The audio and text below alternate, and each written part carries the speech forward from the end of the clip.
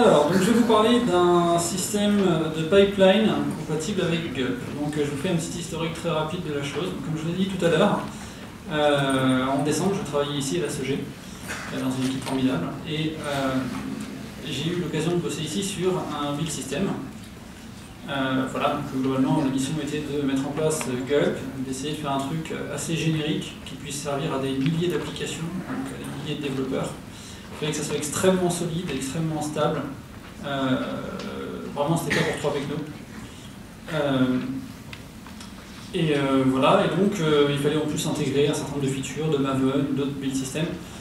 Bref, et donc je passais un mois dessus, et en partant de la SOG, je me suis dit, j'ai énormément appris au sujet de Gulp, au sujet des streams, au sujet des build systems, mais j'ai toujours des vrais problèmes avec Gulp, et accessoirement, j'aimerais bien en fait continuer à travailler sur ce sujet chez moi.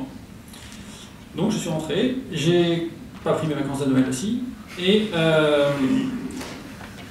j'ai extrait un peu, on va dire, une partie des connaissances acquises ici, de tout le travail que j'avais effectué ici, et j'ai recollé quelque chose qui ne pouvait rien à voir, qui est un peu le cœur, version améliorée du build system.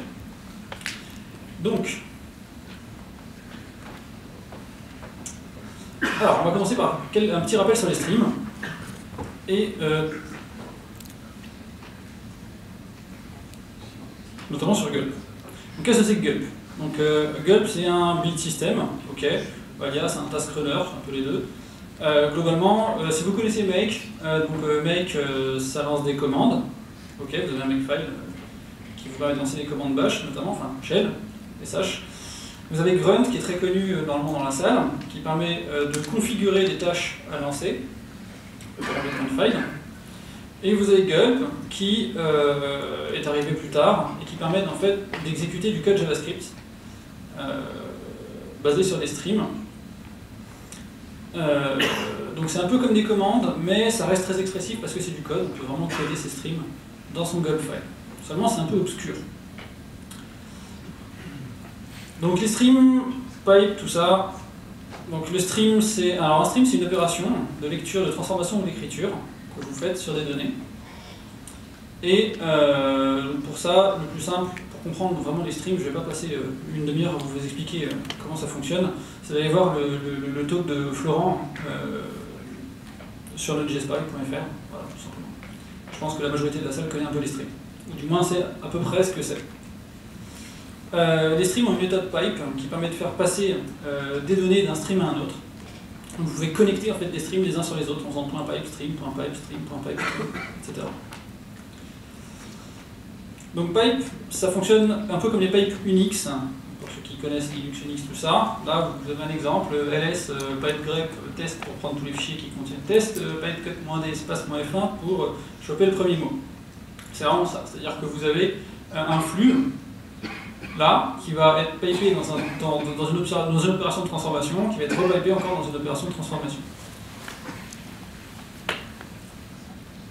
Donc, la différence, c'est que en shell script, les streams peuvent faire passer des chaînes de caractères, et uniquement des chaînes de caractères, alors que là, en Node, vous avez la possibilité d'avoir ce qu'on appelle l'object mode, qui permet de faire passer des objets à l'intérieur de vos streams, pas que des chaînes. Donc Gulp s'appuie sur un package, c'est vinylfs. Vinylfs, c'est une représentation, on va dire, abstraite de ce qu'est un fichier en mémoire passant dans un stream. Ça contient son nom, son pass, le buffer contenant toutes les données, etc. Et c'est la base de Gulp, quoi. Donc pourquoi on utilise des streams? Alors les streams, ça a une nature vraiment fantastique, ça permet de faire du parallélisme. C'est-à-dire que quand vous lancez un fichier à l'intérieur de votre stream, vous arrivez dans une transformation, il va se transformer, il va passer à la transformation d'après, et en parallèle, hop, il y a un nouveau fichier qui arrive et qui va commencer à descendre dans le stream, donc il va aussi se faire transformer qui va passer dans la première transformation. Donc en fait, vous avez vraiment tout qui s'exécute en parallèle les uns après les autres, et Node est capable de faire fonctionner sa magie. Si vous avez un truc sur le disque qui prend beaucoup de temps à accéder, il va mettre ça en parallèle et puis il va continuer à travailler avec les autres opérations. C'est très rapide. La deuxième chose qui est intéressante dans Gulp, c'est que vous avez des données qui sont chargées en RAM uniquement lorsque c'est nécessaire. C'est-à-dire que vous ne chargez pas l'intégralité des fichiers à loader pour effectuer une transformation. Vous chargez un fichier, il commence à rentrer dans le flux, vous commencez à effectuer une transformation, puis un deuxième fichier, etc. etc. C'est vraiment à la demande en fait. C'est pareil pour l'écriture sur le disque, et c'est notamment une des raisons qui font que Gulp est vraiment infiniment plus rapide que Grunt. C'est que quand vous faites des tâches avec Grunt, vous faites lecture, transforme, genre, je sais pas moi, Uglify, et ensuite écrit, généralement dans un dossier temp, c'est un peu dégueulasse. Et puis juste après, ah bah tiens, on va relire le fichier temp, enfin le fichier dans temp, c'est bien, vive le disque dur qui mouline, pour refaire encore une transformation, etc. Donc ça, vous l'avez pas dans Gulp, vous avez voilà, une lecture, trans, hop, et on écrit. Donc on va essayer Gulp. Et avant de vous montrer, on va dire, des exemples, je vais vous dire pourquoi Gulp c'est vraiment horrible à utiliser. Hein. Il n'y a pas de routine généraliste. C'est-à-dire que quand vous faites un Gulp file, vous écrivez votre stream, vous le pipez, vous faites toute votre chaîne de transformation, mais vous ne pouvez pas facilement dire, ok, je vais prendre un bout de cette chaîne de transformation et puis la généraliser, en faire une fonction, un truc qui puisse être rappelé par d'autres pipelines Gulp, quoi. Il n'y a aucune gestion d'erreur, hélas, c'est-à-dire que si au milieu de votre chaîne de transformation, il y en a un qui crache, genre, je sais pas, prenons JSint, très pratique ça, ah, une erreur dans un fichier, genre un calling whitespace, paf, tout crève, le process node est killé et au revoir votre build system. Ce qui est dommage, beaucoup de gens aimeraient par exemple parce que ça lance juste un petit warning, genre bah non, t'as oublié l'espace, mais c'est pas grave, ça on peut pas faire dans Gulp nativement. Et il y a quelque chose qui est fantastique dont je vous parle aussi plus tard, c'est les builds incrémentaux, c'est-à-dire que bah, par exemple je lance tout le build de mon projet entier, hein, qui va prendre toutes les sources, toutes les bibliothèques externes, qui va tout compiler, qui va tout minifier, qui va tout concaténer, etc., etc. Et puis je fais CTRL-S sur un fichier. Moi ce que j'aimerais c'est qu'il me rebuild le fichier en question, quoi. Pas l'intégralité du projet, qui est généralement long et build. Donc si on veut en tout cas se rapprocher un peu de cet état, c'est-à-dire avoir une gestion d'erreur, avoir des routines généralistes, etc., ça fait grossir énormément de Gulp file et ça devient rapidement maintenable. Donc on va prendre un exemple pour Gulp. Ouais, on voit à peu près. Donc on commence par voilà, par lire un fichier, on pipe dans l'initialisation des source maps parce qu'on aime bien les source maps, on pipe dans Uglify pour uglifier, minifier le code, on concatène ensuite tout ce qui passe dans le stream, hop, ensuite on écrit les source maps, et ensuite on écrit le fichier.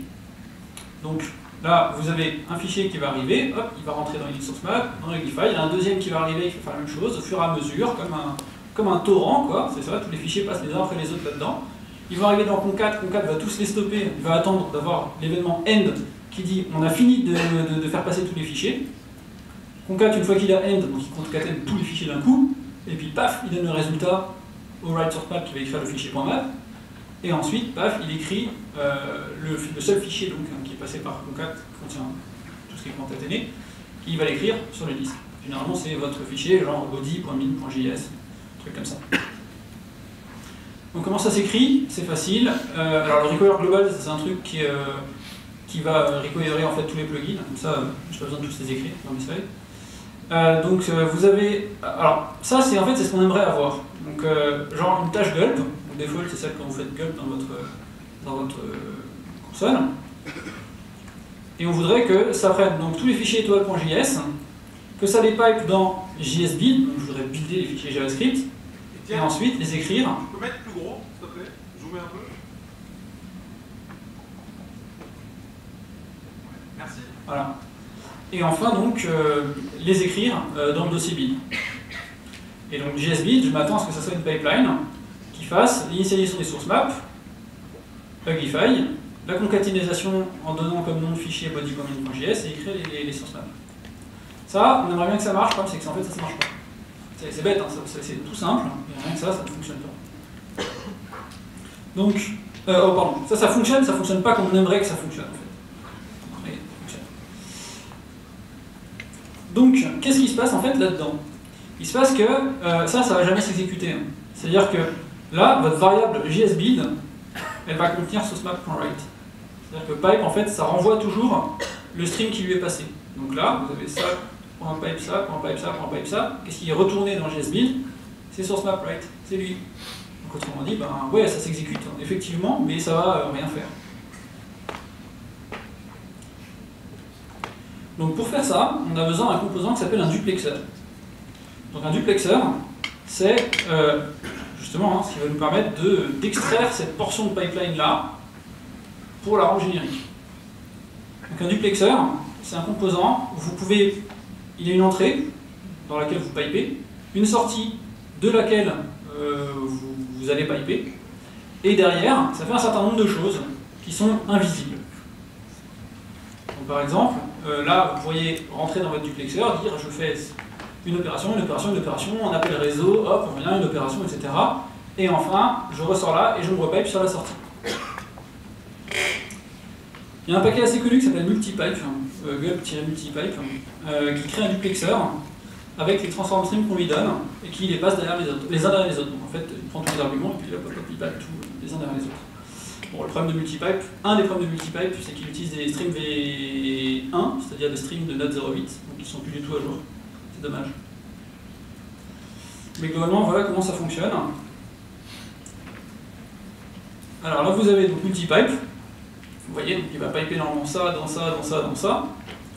Et vous pouvez avoir une tâche JSHead qui va prendre tout ce qui est dans head/étoile.js, piper dans JSBuild.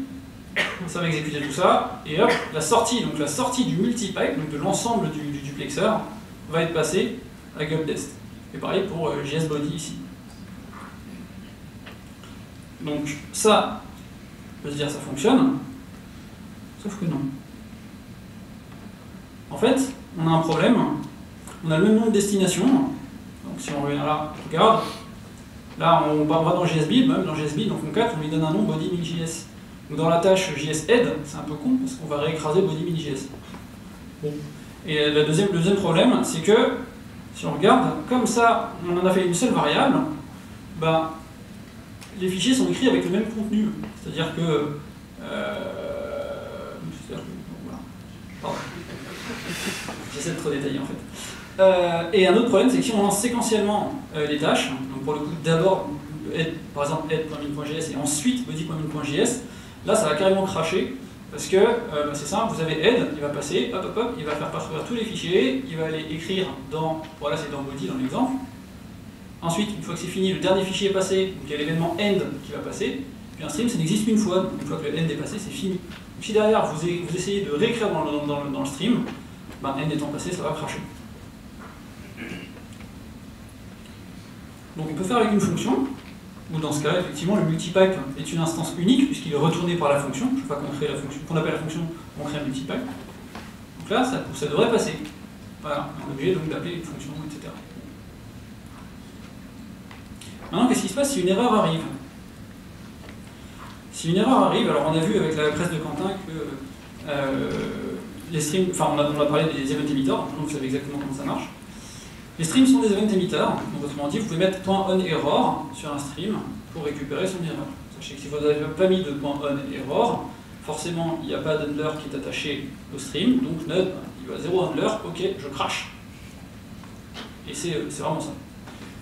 Donc, il faut mettre des on-error. Alors là, mon exemple, c'est celui avec multipipe, donc il n'y en a qu'un mètre quasiment, puisque multipipe est capable de catcher, de mettre des on-error sur tous les arguments qu'on lui donne, donc tous les streams qu'on lui donne, et en réémet un seul. Et dans une chaîne gulp, vous avez .pipe machin, bah vous allez devoir faire .pipe machin, .onError truc, .pipe machin, .onError truc, .pipe machin, .onError truc, enfin c'est bien horrible, il y a des on-error partout. Quoi. Donc c'est pas tenable. Comment on peut faire pour catcher des erreurs? Typiquement les réemit, parce que un error c'est bien beau, mais un error, il fait quoi? Il faut les réémettre en fait sur un nouveau stream qu'on rend à Gulp de manière à ce que Gulp finisse proprement. Je vous dis, il y a eu une erreur dans tel plugin avec tel détail, etc. Tel etc. Donc pour éviter les erreurs, ici, dans votre erreur, effectivement, vous avez un stream que vous passez à la fonction JSBuild, qui est tout neuf. Vous évitez sur ce stream l'erreur, et le stream étant un pass-through, donc un stream transform vide, c'est un drop globalement, que vous donnez à votre fonction. Et donc si on met erreur, si on envoie une erreur sur le unstream va effectivement, comme on le pipe à la fin, lui va cracher, et comme c'est ce unstream là qu'on rend à Gulp, Gulp est capable de le récupérer parce qu'il doit rattacher son erreur. Mais si c'est pas le dernier stream qui émet l'erreur, ben Gulp il n'aura quitté le processus avant. Donc vous voyez que là, c'est bien, pour un truc assez ridicule, hein, c'est bien quand même assez habitable le fichier. Et voilà, donc il reste quelques petites questions concernant Gulp. Qu'est-ce qu'on peut faire quand on veut warn et qu'on ne veut pas planter? Parce que bah, les erreurs c'est bien beau, mais voilà. Comment on gère les plugins qui plantent aussi? C'est un plugin qui se roule, alors pour le coup c'est même pas un limit error, qu'est-ce qui se passe? Globalement ça va cracher complètement. Comment gérer le build incrémental? Comment exécuter en parallèle?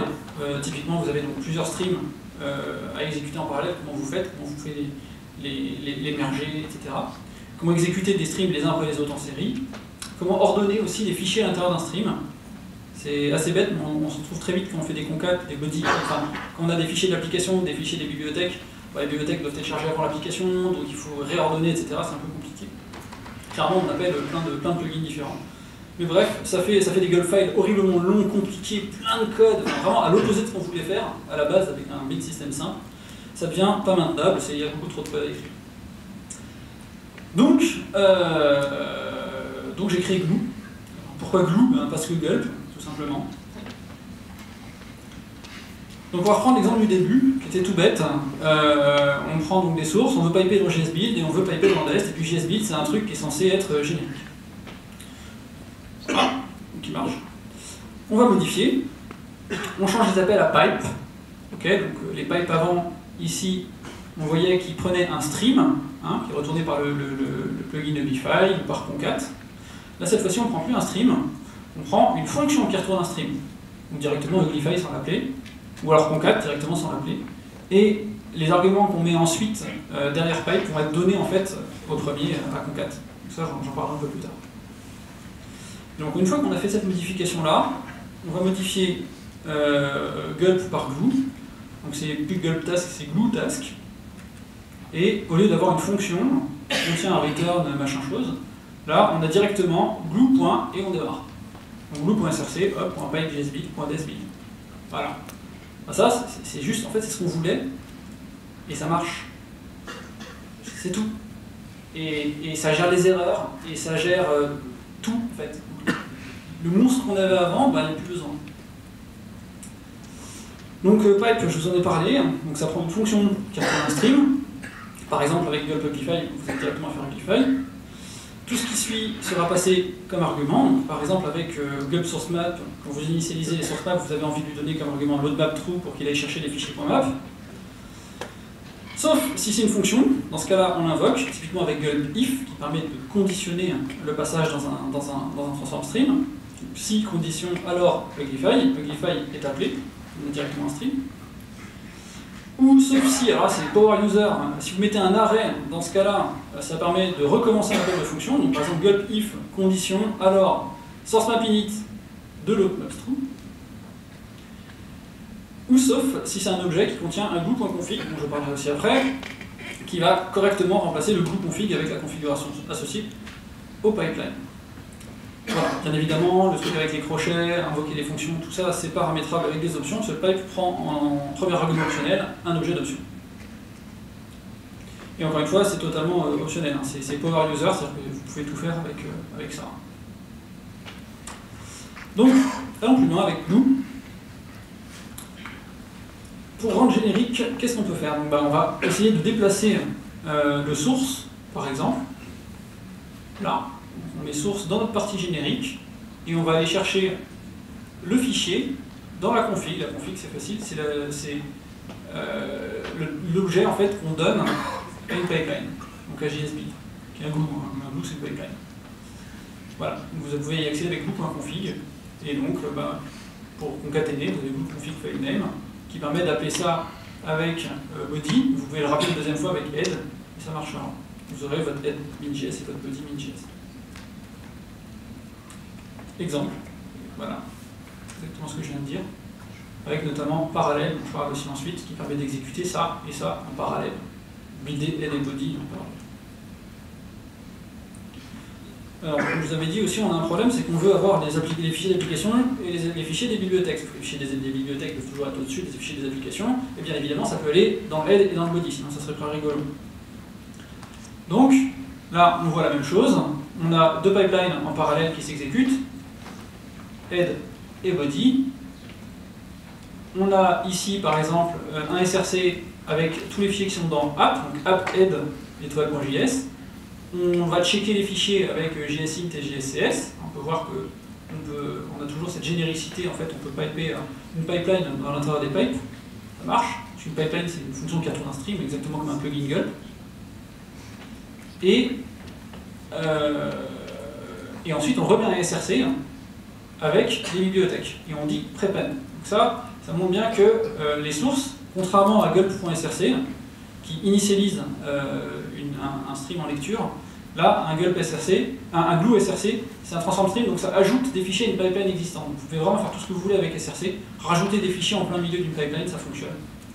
Et prepend permet de les mettre au début, sinon par défaut c'est à la fin. Pour les warns, alors c'est ultra facile. Par exemple pour JSCS, JSCS, pour ceux qui ne connaissent pas, c'est un plugin qui permet de faire de la coding style. C'est un peu comme JSInt, mais au lieu que ça teste les erreurs, ça va tester si vous codez correctement comme tout le monde. Et donc c'est facile, dans l'objet de configuration que vous pouvez donner à pipe, en premier argument, vous mettez error warn et hop, les erreurs sont considérées comme des warns. Et ça marche. C'est-à-dire que JSCS peut planter, aucun problème.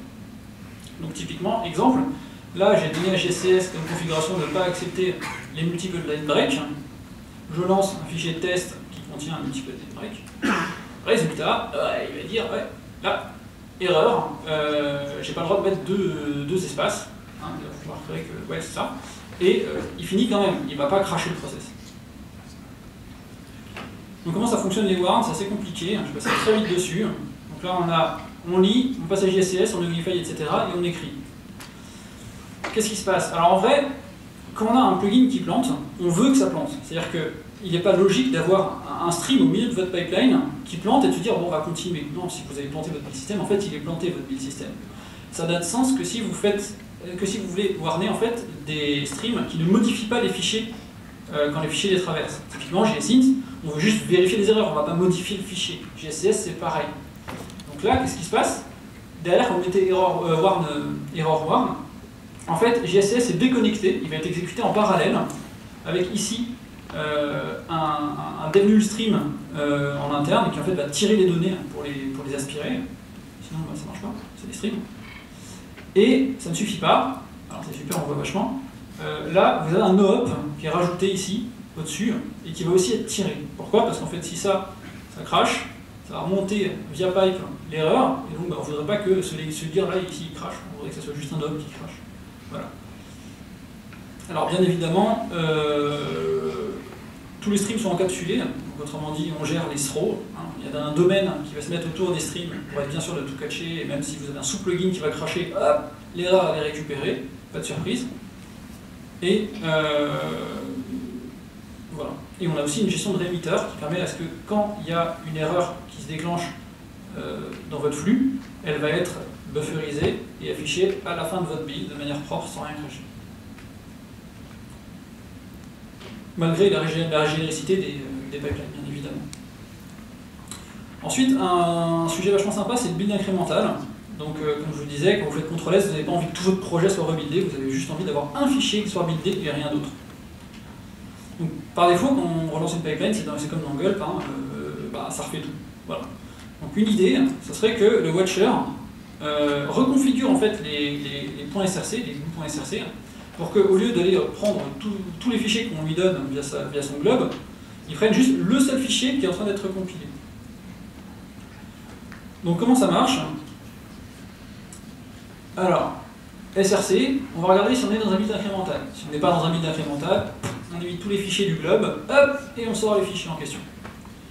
Si on est dans un build incrémental, on regarde est-ce que c'est mon premier build. Si oui, hop, on fait la même chose. Et si c'est pas le premier build, l'application a déjà été buildée une fois, dans ce cas-là, pour chaque fichier non supprimé, on va regarder si le fichier match le pattern, le globe qui est donné. Si le fichier match le globe, on l'émite, parce qu'effectivement il était bien émité par ce source. S'il ne match pas, tout simplement on n'émite rien, puisque il n'était pas dans le source en question.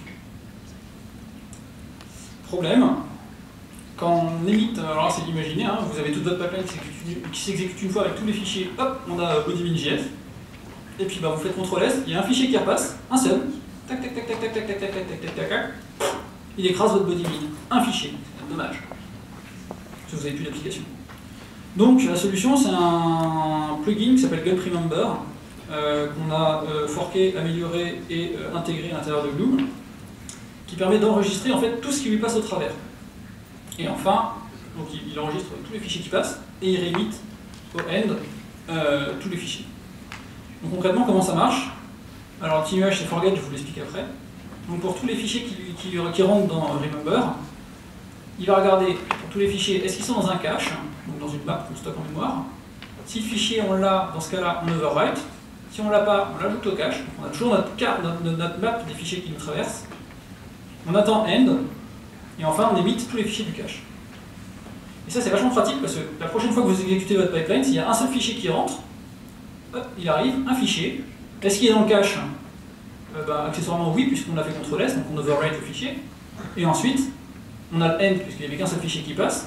Et ensuite, on prend tous les fichiers qui étaient dans le cache, toute l'application, tout ce qui était déjà passé au travers de Gulp Remember, plus le fichier qui s'est mis à jour, et hop, on ressort.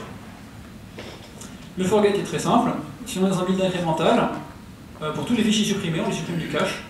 Et enfin, on appelle le remember normal. Donc un build incrémental, c'est alors le même exemple qu'avant. La seule chose que j'ai changé, c'est là, il y a un watch, okay, un blue.watch. On lui donne qu'est-ce qu'on watch, donc là en l'occurrence, add et body étoile.js. Ça exécute la tâche défaut. Défaut, c'est celle-là. Donc dès qu'on enregistre un fichier, hop, ça réexécute tout ça, mais avec juste le fichier qui a été modifié. Le fichier ça va rentrer correctement, SRC va faire son job puisqu'il va n'accepter que le fichier qu'on a modifié. On arrive à Remember, donc là il y a juste un seul fichier qui passe, un seul fichier qui se check, un seul fichier qui rentre dans systemap-init, un seul fichier qui se glify, sachant que glify c'est un peu ce qui fait 90% de votre temps de compile. Hop, on rentre dans Remember, et là on a juste à concaténer l'intégralité du projet qui était resté en RAM, et on écrit.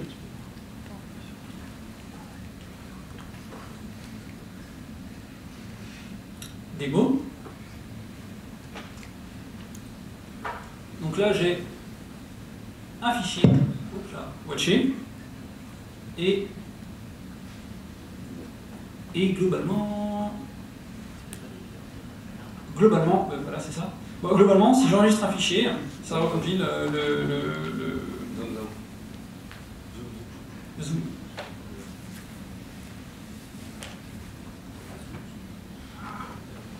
Voilà. Bon, j'ai le watcher qui tourne. Ouais, vas-y.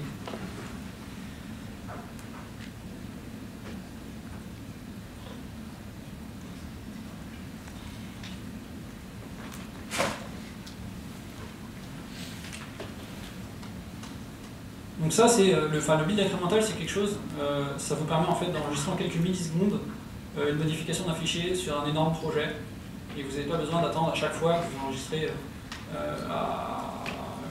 que tout se recompile, quoi. Sachant que si vous attendez une minute, et qu'au bout d'une minute, il y a une erreur JSINT, c'est pas cool, quoi. Donc là on prend appbody.js, on fait CTRL-S, ouais, on écrit un truc. On enregistre, on retourne dans la console et on voit bien qu'il a réécrit le head et le body. Et voilà, il a bien vu que le fichier appbody a été changé, carence défaut, et réexécute en compilant comme nécessaire.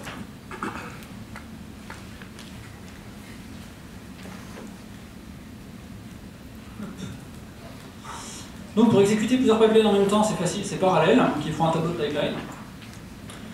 On peut piper dans ce parallèle, donc ça permet de piper dans plusieurs pipelines. Ici par exemple vous avez un SRC, ensuite un parallèle, ça va piper SRC dans la première pipeline et dans la deuxième pipeline, qui s'exécuteront en parallèle et qui vont écrire dans, et qui vont sortir en vie. On peut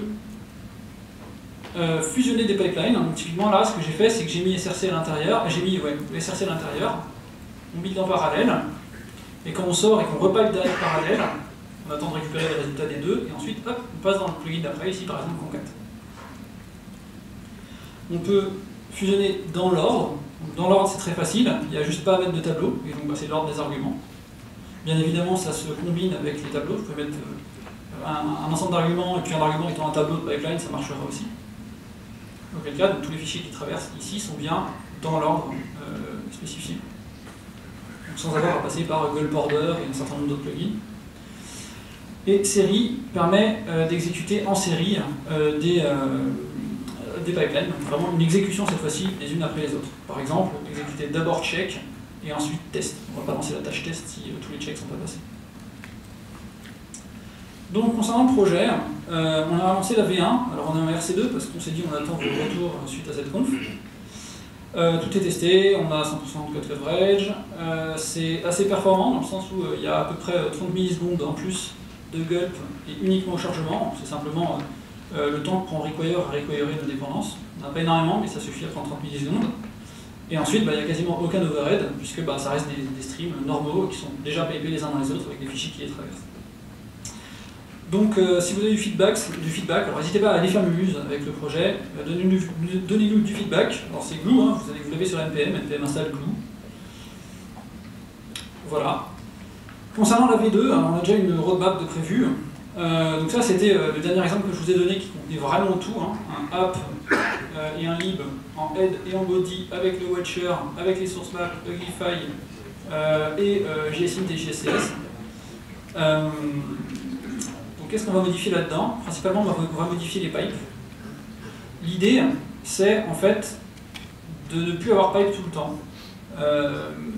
Qu'on ait des plugins, non plus des plugins Gulp, mais des plugins Glue, qui aient accès en fait à une API interne, et qui nous permettraient en fait de les chaîner directement les uns sous les autres, dans une pipeline Glue. Par exemple, .sourceMapEdit, .Uglify, .remember.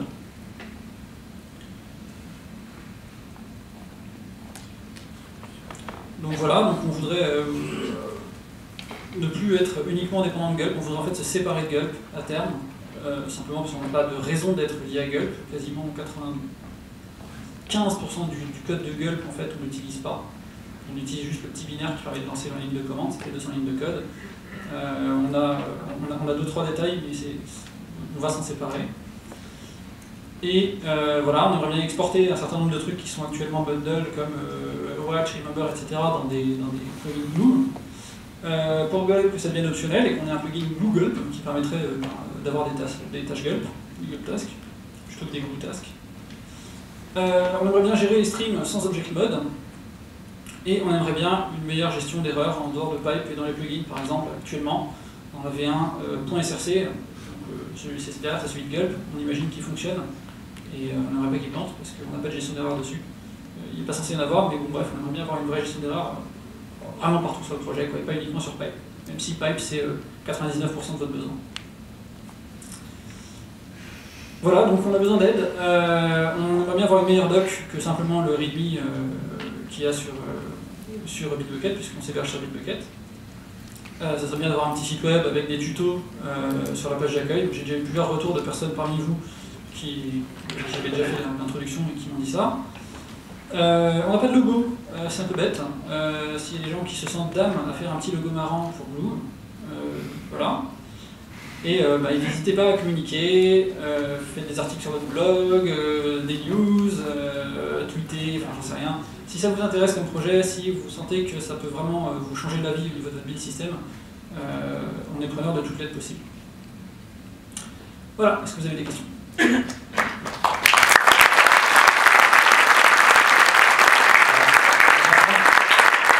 Très serré sur le temps, on va prendre une ou deux questions pendant que Laurent s'installe. Comme ça, on fait d'une pierre deux coups. Ah bah, j'en ai une juste devant, on va en profiter. Dans ton dernier slide, tu dis pour la V2, vous aimeriez utiliser les streams sans l'object mode. Est-ce que tu peux détailler un petit peu plus ce que tu voulais dire par là? Alors oui, concrètement c'est très simple, on aimerait bien que la gestion de pipeline de Glue ne soit pas uniquement liée à du build avec des objets,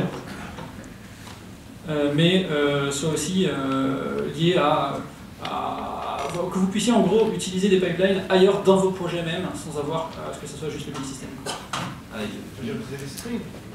Oui, voilà, pipeline. ça, c'est le caractère. Ouais, Tu peux imaginer, par pipeline, exemple, tu pourrais imaginer écrire une pipeline qui prend un fichier zip, qui le dézip, qui fait une transformation dessus, puis qui l'upload quelque part. Et donc là, bah, tu as une partie de ce flux qui n'est pas en object mode. Voilà.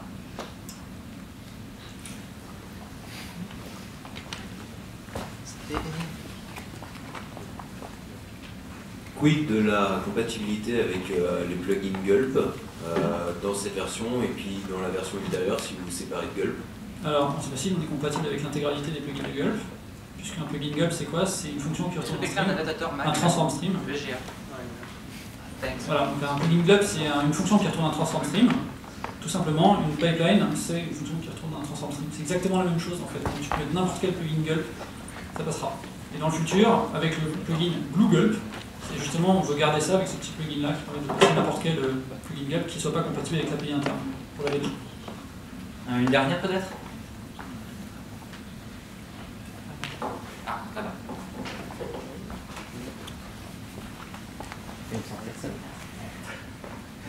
Est-ce qu'on peut faire autre chose que du front avec Glue et Gulp, etc. C'est plus global comme question. Alors, c'est pas du tout. Là, j'ai fait des exemples qui sont liés au front, que j'ai l'habitude de bosser sur ce genre de problématique. Et parce que c'est généralement dans le front que tu vas le plus galérer à avoir un build system correct. En Node, ben, t'as pas vraiment besoin de minifier, t'as pas besoin de t'embêter plus que ça. Mais comme je disais, tu peux l'utiliser dans ton projet, pas forcément que pour le build system. En fait, c'est juste un tool pour manipuler plus facilement des streams et pour rendre plus facilement générique des ensembles, des pipelines en fait. Là, le build system, c'est parce que moi, c'est mon principal use case, et parce que ça me paraît très pertinent comme exemple. Et vraiment, c'est un outil au-dessus des streams en fait.